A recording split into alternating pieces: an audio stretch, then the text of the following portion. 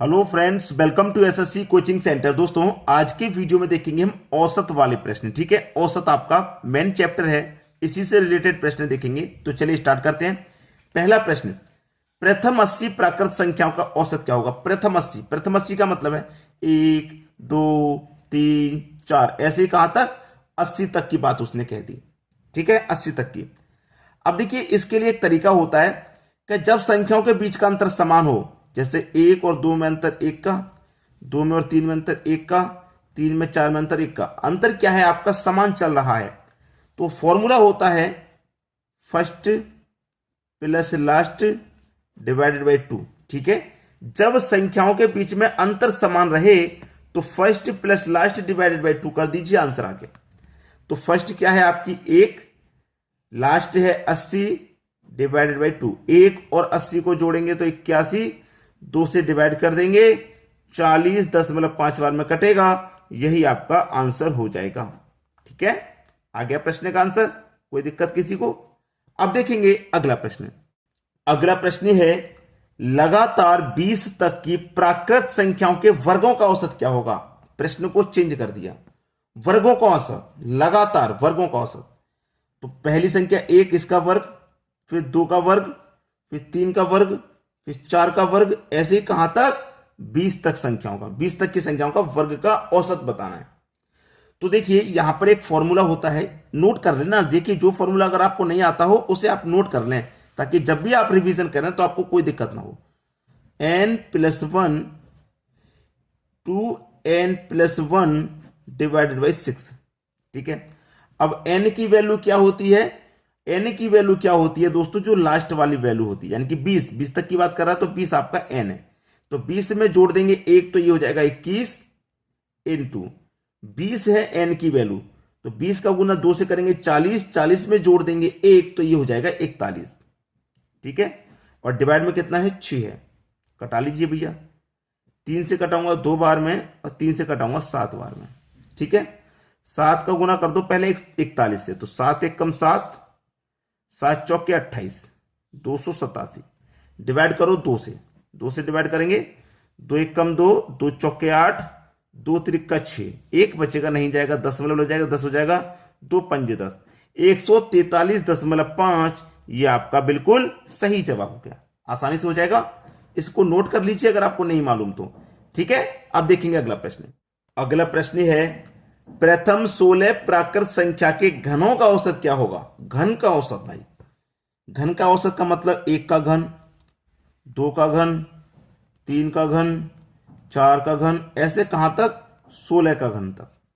ठीक है, तो वर्ग वाला तो हमने फॉर्मूला देख लिया, अब घन वाला भी देख लीजिए और नोट कर लेना अगर आपको नहीं पता हो तो। n इंटू n+1 का whole square divided by 4, note कर लेना अगर आपको नहीं आता तो, ताकि जब भी आप रिवीजन करें तो आपको दिक्कत ना आए। अब देखिए, n की वैल्यू क्या होती है? जो लास्ट वाली संख्या होती है। ठीक है, तो ये 16 हो गया, 16 हो गया, n 16, 16 में जोड़ देंगे 1 तो 17, तो ये क्या हो जाएगा? 17 का होल स्क्वायर। भाई n 16, 16 में एक जोड़िए 17, तो ये 17 का होल स्क्वायर हो गया, डिवाइडेड बाई 4। अब ये तो 16 है, 17 का स्क्वायर करेंगे कितना होता है? 289 होता है। ठीक है, डिवाइडेड बाई 4, 4 से कट जाएगा 16, 4 बार में 4 का गुना कर दो भाई इससे, और आंसर आ गया। 4 9 36, 36 का 6, कैरी का 3, 4 8 32, 32 में जोड़ो कैरी का 3 तो 35, 35 का 5, कैरी का 3, 4 दूनी का 8, 8 में जोड़ो कैरी का 3 तो 11, यानी कि 1156 आपके प्रश्न का क्या हो जाएगा? सही जवाब। अब देखेंगे अगला सवाल। अगला प्रश्न है, प्रथम 51 सम संख्याओं का औसत क्या है? 51 सम संख्याओं का औसत। देखिए, मैं आपको एक चीज बता दूं, 51 सम संख्या की उसने बात की है, 51, तो 51 का 2 गुना कर लो, कितना हो जाएगा भैया? 102। और उसने बोला है 51 सम संख्या के लिए 51 का 2 गुना कर लो, चाहे सम कहे चाहे विषम कहे, 2 गुना कर लीजिए। तो 2 गुना आप करेंगे तो 102 होगा। इस 102 में क्या होगा? 51 आपकी सम संख्या रहेंगी और 51 ही आपकी विषम संख्या रहेंगी। ठीक है, इतना क्लियर है? इतना क्लियर हो गया। सम संख्याओं की बात है ना, तो पहली सम संख्या 2 होगी, फिर 4, फिर 6, फिर 8, फिर 10, ऐसे ही कहां तक पहुंचेंगे? जो हमारी 51 वाली संख्या होगी सम, वो 102 होगी कि नहीं होगी? ठीक है, 51वीं संख्या 102 होगी हमारी सम, तो उसने 51 सम संख्या की बात की है। पहली सम संख्या 2, दूसरी 4, तीसरी 6। भाई तीसरी सम संख्या 6 ना, तो 3 का डबल 6 हो गया। चौथी सम संख्या 8 है, तो 4 का डबल 8 हो गया। पांचवी सम संख्या 10 है, 5 का डबल 10 हो गया। ऐसे 51वीं सम संख्या, तो 51 का डबल 102 हो जाएगा। क्लियर?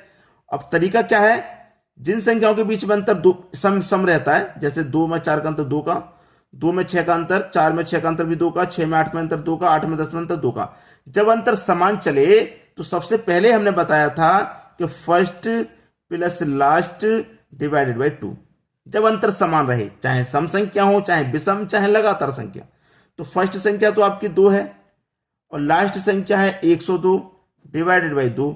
2 और 102 मिलकर के 104 डिवाइडेड बाई 2, कटा दो भैया, 52 बार में जाएगा। यही आपका आंसर हो जाएगा। आगे बात समझ में? अब देखेंगे अगला प्रश्न।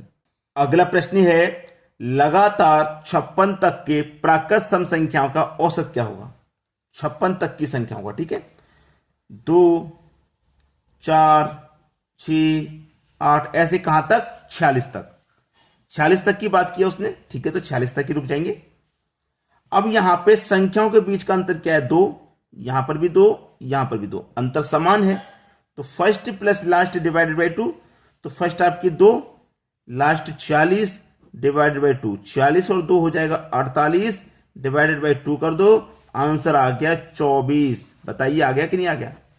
ठीक है, सभी को समझ में आ रहा है? अब देखेंगे अगला प्रश्न। अगला प्रश्न है, प्रथम 12 तक के सम संख्याओं के वर्गों का औसत क्या होगा? सम संख्याओं के वर्ग का। सम संख्या, पहली सम संख्या 2, दूसरी 4, तीसरी 6, 8, ऐसे कहां तक? 12 तक की बात की है। और वर्गों का औसत, वर्गों का औसत की बात की है तो वर्ग कर लीजिए सभी का, ठीक है। जो लगातार संख्याएं थी हमारी प्राकृतिक, उनके वर्ग का तो हमने देख लिया। अब सम संख्याओं के वर्गों का भी देख लो। क्या रहता है? n+1 into n+2 divided by 3। तो n आपकी लास्ट वाली संख्या होती है, तो n 12 है, 12 में 1 जोड़ दूंगा 13, इंटू n 12 है, 12 में 2 जोड़ दूंगा तो 14, और डिवाइडेड बाई 3। ठीक है, 13 का और 14 का गुना कर लो पहले। 13 चौके 52 का 2, कैरी का 5, 13 कम 13, 13 में जोड़ दो 5 तो 18 डिवाइड बाई 3। 3 छिंग 18, ना जाने का 0, ठीक है, दशमलव लगेगा, 20 हो जाएगा। 3 छिक्के 18, फिर से 2 बचेगा, 20 हो जाएगा। 3 छिक्के 18, फिर से 2 बचेगा, 20 हो जाएगा। 3 छिक्के 18, तब ये 6 चलता जाएगा। तो अब इसे क्या लिख सकते हैं? 6 चलता जाएगा तो 6 7 लिख सकते हैं, ठीक है। 66 की जगह 67 लिख सकते हैं क्योंकि 6 चल रहा है। तो ये भी आपका आंसर है और ये भी आंसर है, ठीक है। अब देखेंगे अगला प्रश्न। अगला प्रश्न है, प्रथम 15 विषम संख्याओं का औसत क्या है? प्रथम 15, पहली 1, फिर 3, 5, 7, कहां तक? प्रथम 15। अब देखिए 15 का डबल कर दीजिए, 15 का डबल आएगा 30। 30 में क्या होगा? 15 सम, तो 15 ही विषम। 15 सम क्या सम होंगी, तो 15 ही क्या हो जाएंगी? विषम। अब देखिए मैंने 15 का डबल 30 कर तो दिया, लेकिन 30 तो एक सम संख्या है, तो 30 से पहले जो आएगा 29, ये विषम संख्या है। तो यहां पे कौन सी संख्या आ जाएगी? लास्ट 29, ठीक है, 29। संख्याओं के बीच में अंतर 2 का अंतर जब समान चलेगा तो first plus last divided by 2 हो जाएगा। First 1, last 29 divided by 2। 29 में जोड़ देंगे 1 तो 30 और डिवाइडेड बाई 2 हो जाएगा, तो आंसर आपका 15। ये आपका सही जवाब आ गया समझ में। अब देखेंगे अगला प्रश्न। अगला प्रश्न है, 100 तक सभी विषम संख्याओं का औसत क्या है? 100 तक, 1, 2, 100 तक सभी विषम, विषम की बात की है ना, तो 1, 3, 5, 7, 9, इस तरीके से विषम संख्या 100 तक। लेकिन 100 तक की जब उसने बात की तो 100 तो एक सम संख्या है, तो 100 से पहले विषम संख्या आ जाएगी एक, जो कि 99 होगी, ठीक है। 100 नहीं लेंगे क्योंकि 100 तो सम है, 100 से पहले वाली ले लेंगे 99। अंतर समान है, सभी में 2 2 का अंतर रहेगा। अंतर जब समान है तो first plus last divided by 2, तो फर्स्ट 1 हो गई, लास्ट 99 हो गई, डिवाइडेड बाई 2। 99 और 100 हो गया, डिवाइड बाई 2 करेंगे, आंसर कितना? 50, ठीक है। अब देखिए अगला प्रश्न। अगला प्रश्न है प्रथम 10 तक के विषम संख्याओं के वर्गों का औसत बताओ। ठीक है, देखिए प्रथम 10 तक विषम संख्या, तो 1 का वर्ग, 3 का वर्ग, 5 का वर्ग, ऐसे 10 तक की बात उसने की है। अब 10 तक की बात की है, पहले तो बात कर रहा है विषम की, लेकिन 10 तक दिया गया, 10 तो एक सम संख्या है, तो 10 से पहले विषम कौन सी आ जाएगी? 9, तो 9 तक लेंगे।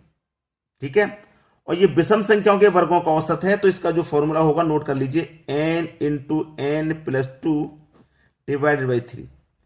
n आपका 9 है, ठीक है, इंटू 9 में जोड़ देंगे 2 तो 11 डिवाइड बाई 3। 3 त्रिक का 9, 3 का गुना 11 से होगा तो 11 त्रिक का 33। ये आपका आंसर आ जाएगा। अब देखेंगे अगला प्रश्न।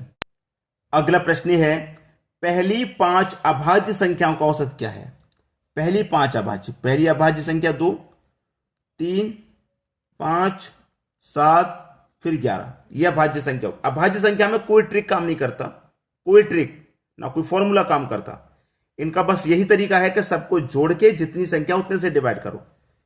11 और 7 18, 5 जोड़ो 23, 3 जोड़ो 26, 2 जोड़ो 28, सभी का योग आ जाएगा 28। 5 संख्या हैं तो 5 से डिवाइड दे दो, 5 पंजे 25। ठीक है, अब 28 में से 25 गया, 3 जाए बचेगा तो नहीं जाएगा, 10.30 हो जाएगा, तो 5 छिक्के 30, ये आपका आंसर हो गया। 5.6 ये आपका औसत हो जाएगा, यही आपका आंसर हो जाएगा। तो आपको करना क्या है, वीडियो को शेयर करना है ताकि सभी बच्चों तक जानकारी पहुंचे। ठीक है दोस्तों, धन्यवाद।